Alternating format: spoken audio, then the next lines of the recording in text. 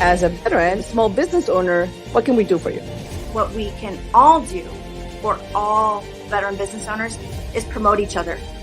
My main mission was to look at tools and technology to leverage small business and give them more of a competitive advantage. My mission for Veteran Bargains is very simple: to help vets. That story in itself, to run for Vista City Council, is a journey. I think this is an opportunity to really collaborate with those gone before us. It's really kind of a labor of love. And now your host. And welcome back to another episode of the Veterans Radio Show. I'm your host, Shelly Harrison. And each week you'll see us here. We have my co-host, who's Laura Torres, also Dali Rivera, and then we have Jimmy in the background. Today, you're going to meet my guest in just a few minutes. And I'd love to give a shout out to our executive director of the National Veterans Chamber of Commerce, Joseph Molina, and he'll be here about 1:15. So we'll bring him in the show at that time. I just want to say, if you're tuning in right now, please, share this with other people because you're going to want to hear our guest today.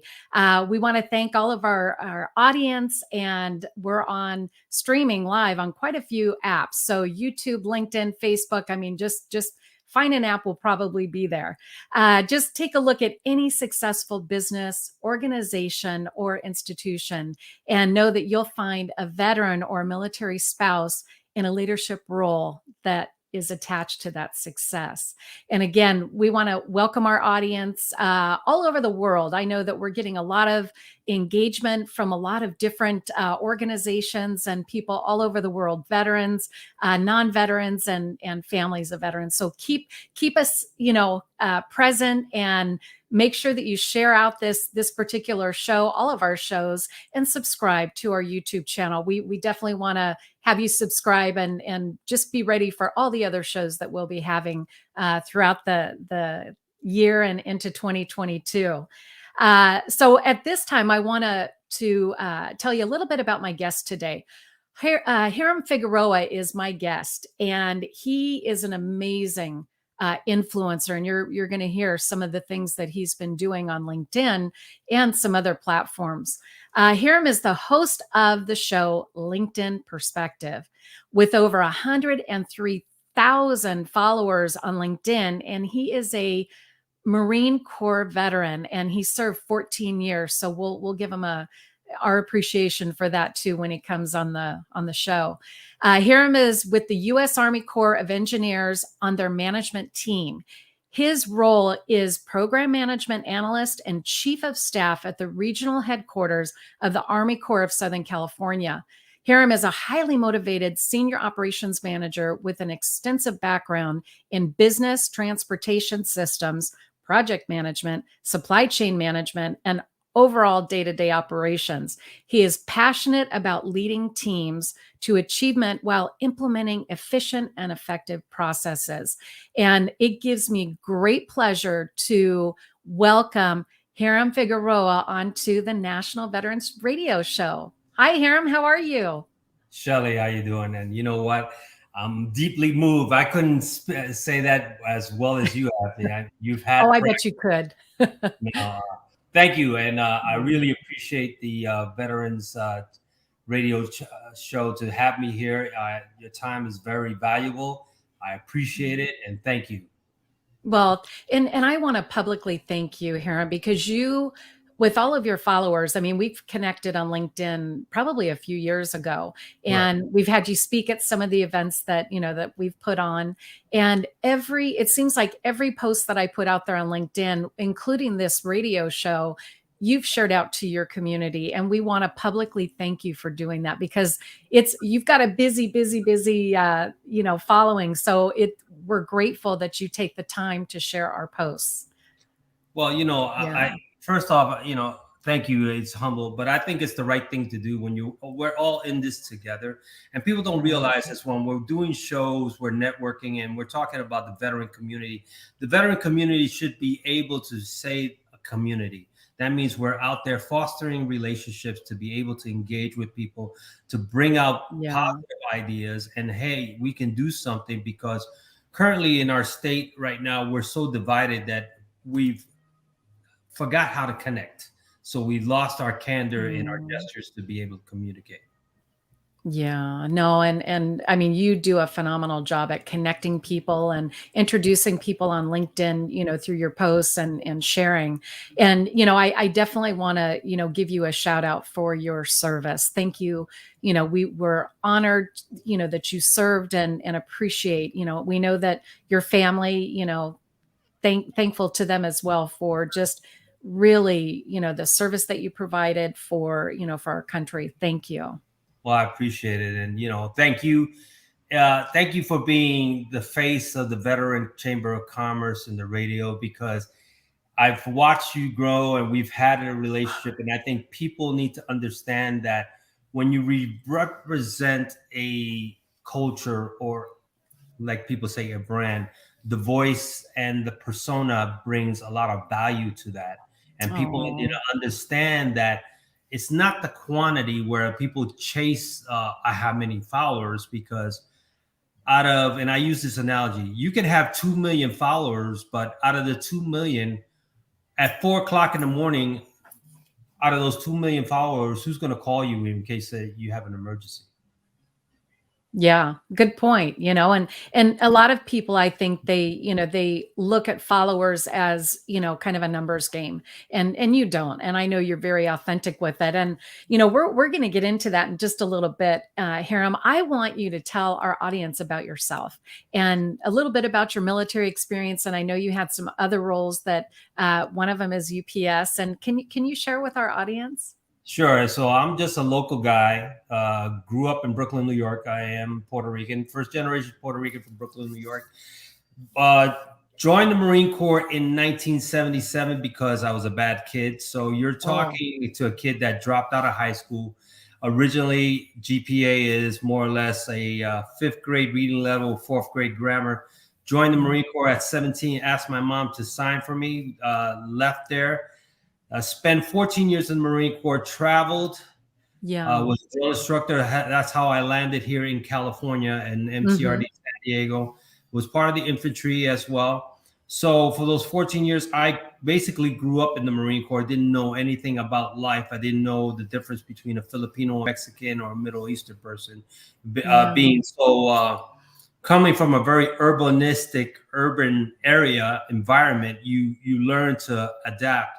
Moving forward, when after the Persian Gulf War, this had to get out. So the transition, which we were talking about now, your Veteran Chamber of Commerce, we didn't have that over 30 years ago. Yeah, that's so true. Right. So we didn't have, social media. It was word of mouth. So my transition was pretty much tough. So moving forward, I applied for the federal fire department. Then, that was a long waiting list. Applied for UPS and then it's Christmas hire. So they hired me. I said, let me stay a little bit. 25 years later. Stay a little bit, 25 years. So once I retired from UPS, had another opportunity to, just because you retired doesn't mean that you're not capable of doing something else. So I reinvented myself, applied for the federal government, and then started working for the VA. And the VA Long Beach. So in that period of time, I was a fleet operations manager, planning manager. We did a lot of things as far as program management. So I've done a lot of things from there. Learned a lot about the Veterans Administration culture and helping veterans to be able to be successful. That's where my volunteer over 12 years ago brought me into the veterans group. That helped me become an advocate, which I still am today. You absolutely are. So, the reason why I transitioned from the Veterans Administration to the Army Corps Engineer was a ceiling. It was time to change because the culture did not fit well. So it allowed me to change into the Army Corps Engineers, which is a great organization. And it heightens awareness as far as development. And it's a different format, which I'm accustomed to. And here we are today. While I'm doing that, I'm doing part-time as far as, LinkedIn Live, doing a LinkedIn Live perspective, a broadcast podcast, and to be able to reach out to the masses like yourself and to be able to connect where people are constantly vetting you on looking at your posts or looking at your profile, imagining what kind of person you are, which now we're having this candid conversation, which allows people to virtually see us. Yeah, to know who you are. And yes, absolutely. And I kind of want to talk about that too, because I look at the activity on your LinkedIn, and I mean, always I'm always engaging. And when you look at that show, how did your military experience kind of catapult you into this show, LinkedIn Perspectives? So if let's unpack that from post COVID, right? Post COVID, everybody was not doing a lot of podcasts and everything, and then let's say when COVID hit, late 2019, early 2000, the seeds of podcasts started popping because of the nature we were like isolated and everything else. Yeah. So I've been on a couple of shows. So I decided to, I was watching Jocko Willings, how I think he's the most successful guy I've ever seen, because he brings a tenacity of realism and military and leadership into that format. So for me, I decided to bring my story into a format that would help other people in this platform. Absolutely. And since we have 760 million plus subscribers in LinkedIn, what better way to have a professional platform that can be facilitated by yourself, and we can agree to disagree, but not disrespect, and be able to express our concerns in a platform where people are not being censored, but it's been, addressed prior to that. So that's how that started.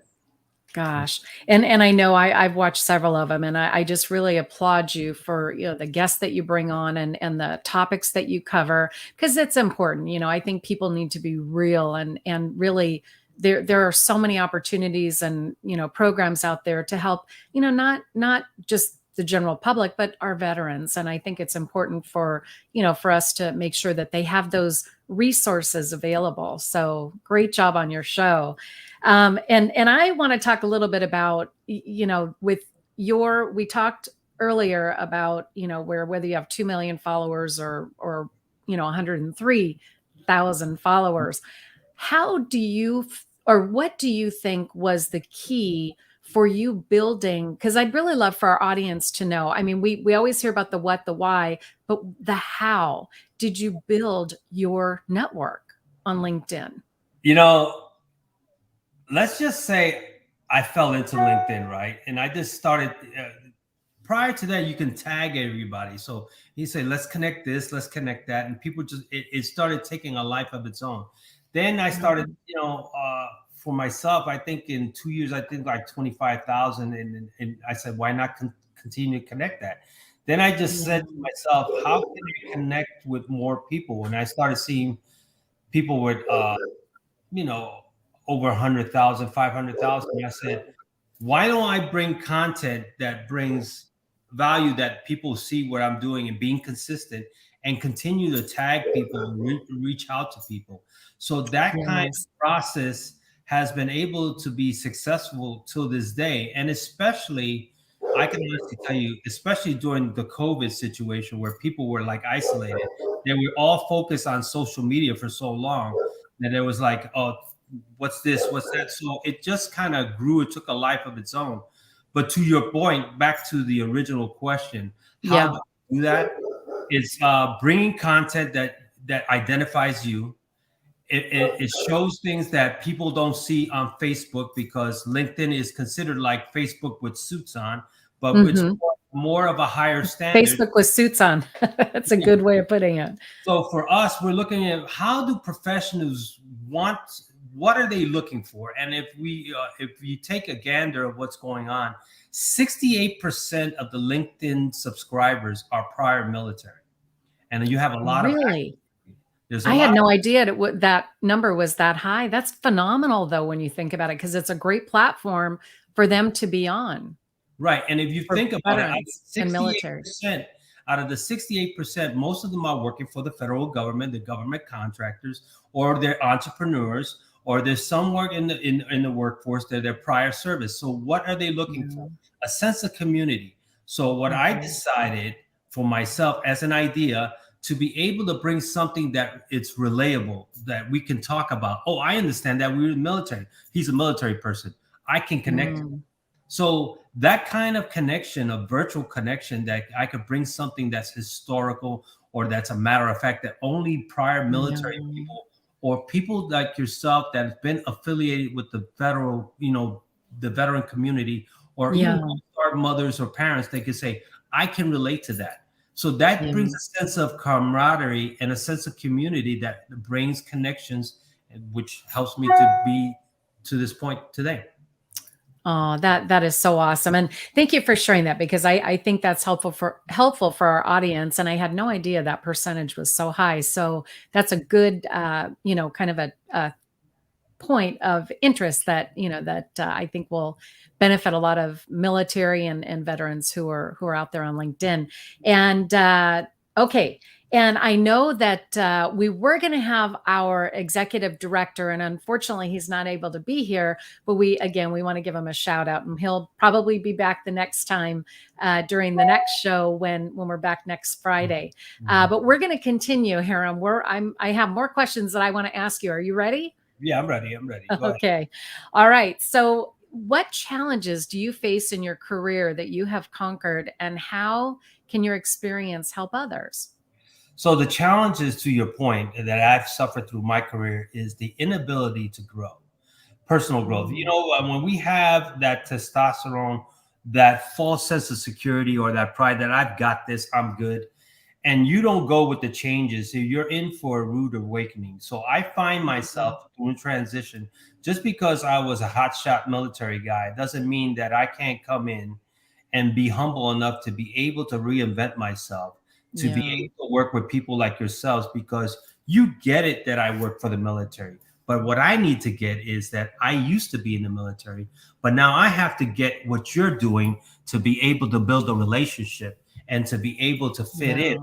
Because as you know, a lot of us don't become that proper fit because we're from the military, and we use this excuse of transition, but we're not doing the personal growth to be able to open ourselves to be vulnerable.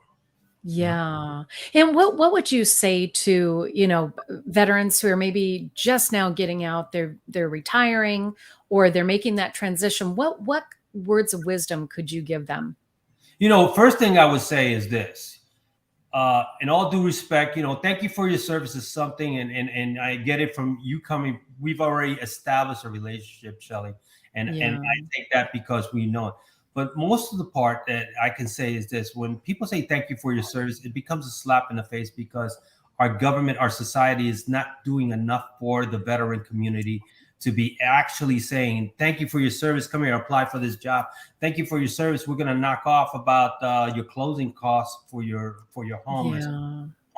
So for us, so something tangible that would be beneficial for veterans. Right. And especially now when, the debacle that happened in Afghanistan, where we spent 20 years of our life and $80 billion of resources in there. And what do you say to the Gold Star families that have lost loved ones? And what do you say to the veterans that are coming back emotionally, physically, mentally broken?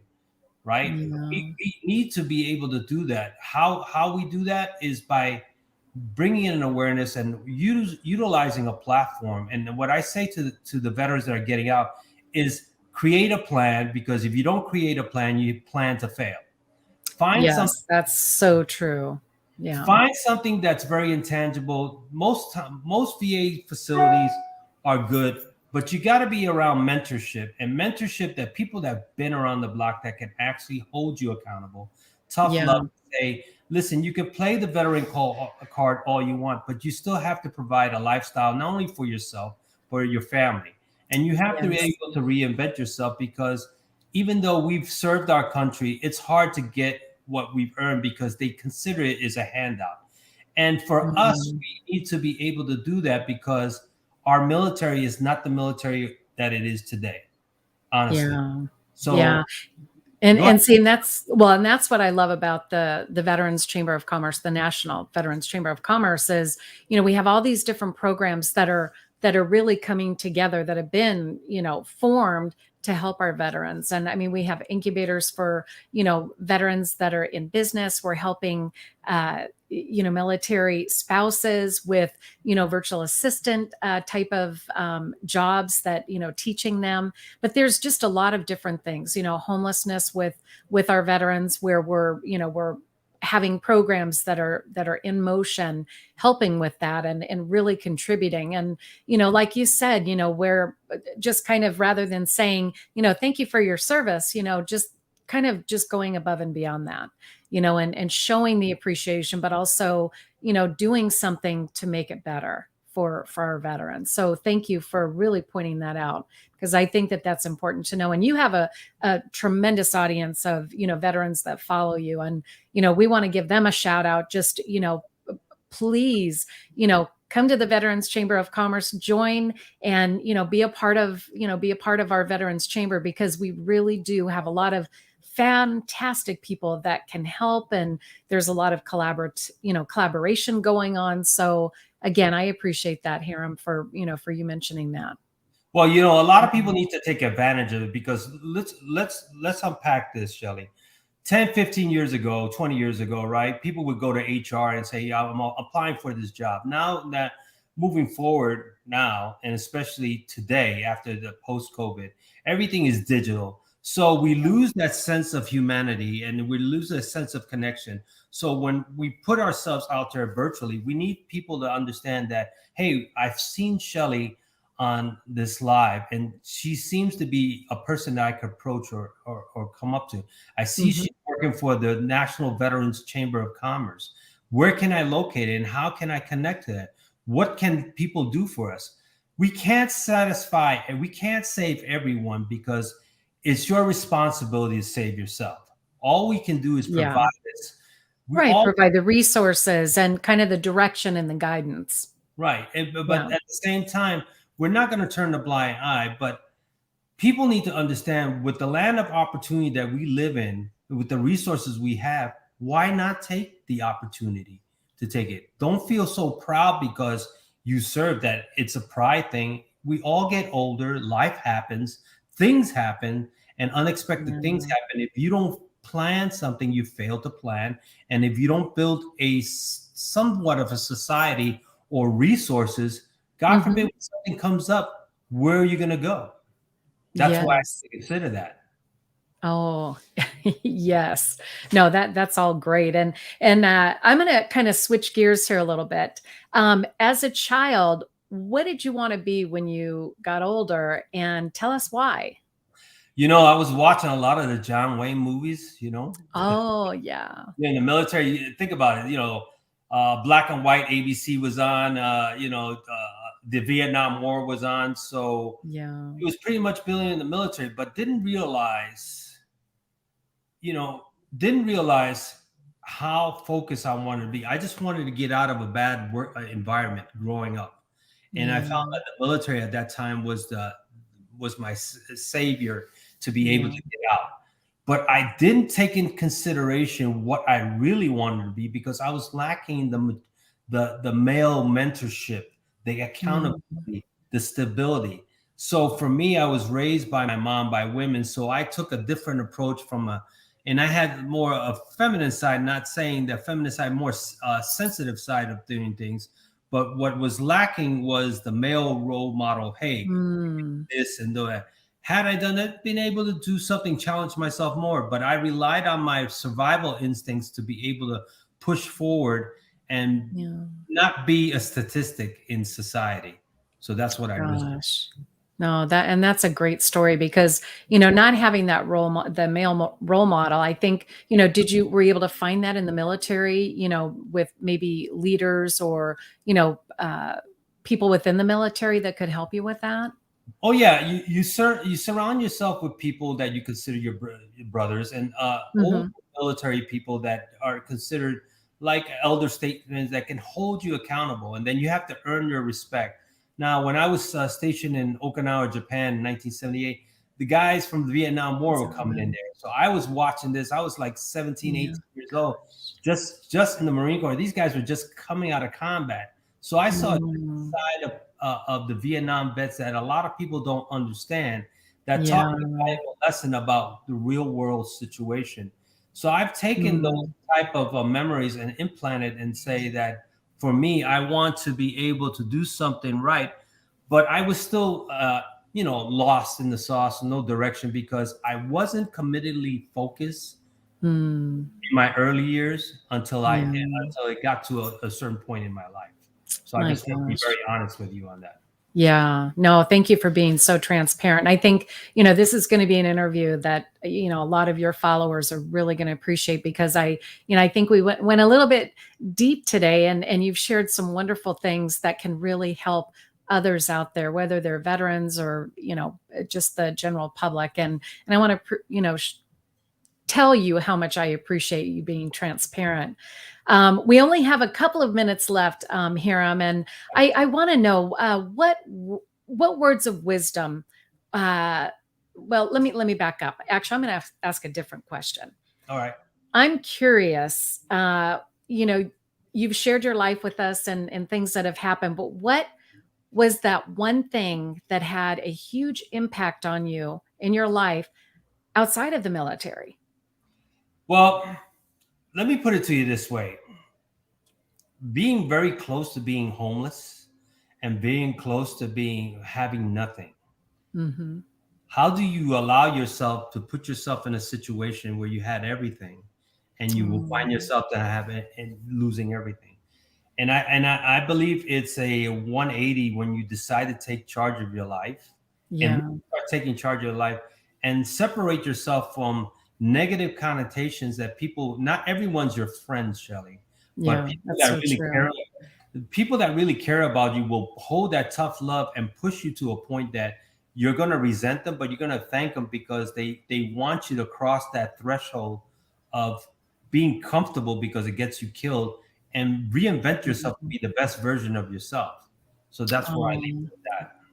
Yeah, that is powerful. Thank you for sharing that. Well, Hiram, we just have about a minute left, and I wanted to thank you so much for being on the show today. To our audience, we want to thank you for joining us, and I want to kind of share something that we're doing on the radio show, and I hope that the companies out there and different organizations, we do have a segment that we do, which is Professionals in Action. And it's typically the last 10 minutes of the show. Today, we didn't do Professionals in Action, but we have people lined up, coming up in future episodes. And it's where we showcase your business. We hear about, your company, your products, who your audience is in terms of, your market, your ideal market, and really give you the spotlight. So if anybody is interested in Professionals in Action, you could definitely contact myself or anyone on our team with the National Veterans Chamber of Commerce. It's very inexpensive. I can say, there is a cost for advertising, but we definitely want to, just put that out there so that people know that is available. And if you'd like to do business with veterans, that's a great way to promote your company. So with that, again, I want to just say thank you so much, Hiram, for being on the show. And, we're going to be back next Friday, and we hope that you'll join us, and make sure that you go back and watch the beginning of this show. But at this time, I want to say goodbye to everyone, and thank you for joining us today. And we'll see you next time.